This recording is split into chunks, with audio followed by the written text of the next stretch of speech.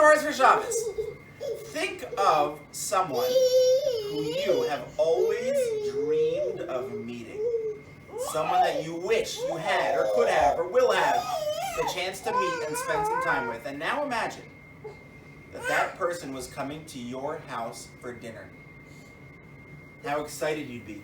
You'd make sure to wear your nicest clothes and to prepare beautiful foods. You'd make sure the whole house was in order and everything was neat. You would probably think of questions to ask this person or topics of discussions that you want to have. Imagine that this person was coming to spend the night with you and your family in your home. Who do you wish could come to our house for dinner? Who do you dream of spending a dinner or a Shabbos meal with? Mickey Mouse? No. Steph Curry? Maybe Lahavdil, Rav Moshe Feinstein? Or the Chafetz Chaim? Imagine having a few hours to discuss and learn and sing and daven with someone so special.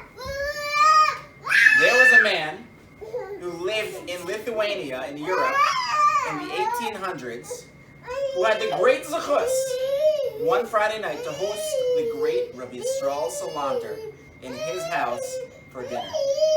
Rav Salanter was coming to his town for Shabbos to teach Torah and come to his shul, and he was going to this man's house for dinner. The man was so excited.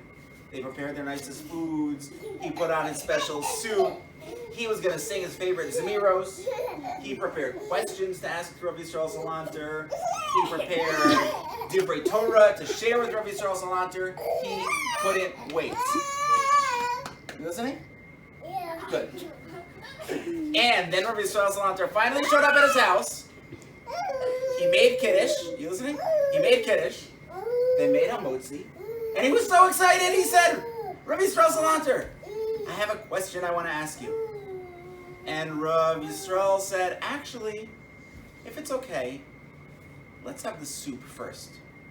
The man was a little surprised, because that's not the type of person that he thought Rav Yisrael Salanter was, but he was like, okay, I guess he's hungry. We'll have the soup first. They brought out the soup. They ate the delicious soup. When they were finishing up the bowls of soup, the man was getting excited. He said, Rav Yisrael Salanter, I have an issue that I want to discuss with you. And Rav Yisrael Salanter said, actually, if it's okay, let's have the gefilte fish first. The man was a little surprised again. Okay, I guess maybe he likes gefilte fish a lot. So they brought out the gefilte fish, and they ate the gefilte fish, and then the man said, Rav Yisrael Salanter, I have a Devar Torah I want to share with you. And Rav Yisrael Salanter said, actually,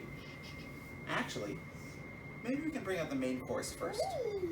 Now the man was getting a little confused and also a little upset and disappointed. He thought he was going to have this whole night with Rav Yisrael Salanter to ask questions and share Divrei Torah and discuss things, and Rav Yisrael Salanter just wanted to eat the food. Finally, the main course was over. He said, Rav Yisrael Salanter, let's sing a zemer. Let's sing a Shabbos song together. And Rav Yisrael Salanter said, actually, if you don't mind, let's first have dessert. And the man said, okay. So they brought out the cookies or the sorbet. I don't know what they had for dessert in Lithuania in the 1800s. And they ate dessert together. And then the man said, Rav Yisrael Salanter, do you have a Devar Torah that you'd like to share with the table? And Rav Yisrael Salanter said, I do, but actually, do you mind if we just bench first? So they benched. And then after benching, the man was already at this time a little bit upset. And he was about to say, I hosted you for a meal. I was so excited. I was looking forward to this for months. And I didn't get to even talk to you at all. And Rav Yisrael Salanter said, you know what? Now that the meal is over, I'm happy to go sit with you and answer questions, discuss Divrei Torah, sing Zemiros for as long as you'd like. So the man at least was happier now, but he was still a little bit confused about what was going on the whole night. Was Rav Yisrael Salanter just that hungry that he wanted to have the whole meal first? So they sat for a little while, and Rav Yisrael Salanter said a Devar Torah, and the man asked him a question, and they had some good conversations. And then very late at night, Rav Yisrael Salanter said to him, you're probably wondering why. You're probably, I think he wants a special seat for the story. You're probably wondering why I insisted on having the whole meal first before we learned any Torah, weren't you? And the man said, yes, I was very confused, and I was wondering why. He said, I'll tell you why. Because I noticed that you had a nice lady who you hired to help serve and clean the meal. And I saw right when she came, when we were singing Shalom Aleichem, that she looked tired. And I knew you were going to start asking me questions and sharing different Torah and singing Zemiros. You probably had in mind that you want to have a nice 3-4 hour beautiful Friday night meal. I can't have a nice long Shabbos meal if it's going to cause a nice lady to work while she's exhausted. I wanted the meal to go as quickly as possible so that this lady could do her job nicely, serve the food, and then clean up. I knew she wouldn't be able to leave and that she wouldn't be done cleaning until we were done benching. So I wanted to get a benching quickly so that this nice lady could take a rest and go to bed.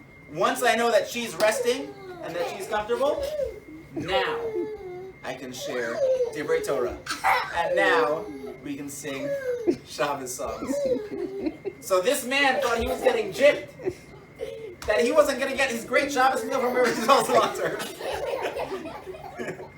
He didn't think that he was going to get to learn Torah from Rabbi Salter. But you know what? Even then, the meal went very quick. He learned. He learned from Rabbi Salter.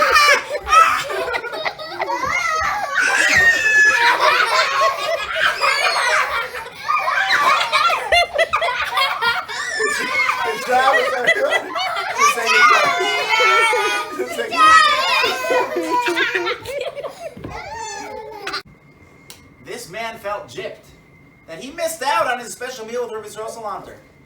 But what he understood at the end is sometimes the greatest lessons you learn aren't from words or questions or conversations, but he learned from the actions of Rabbi Salanter how to be a mensch.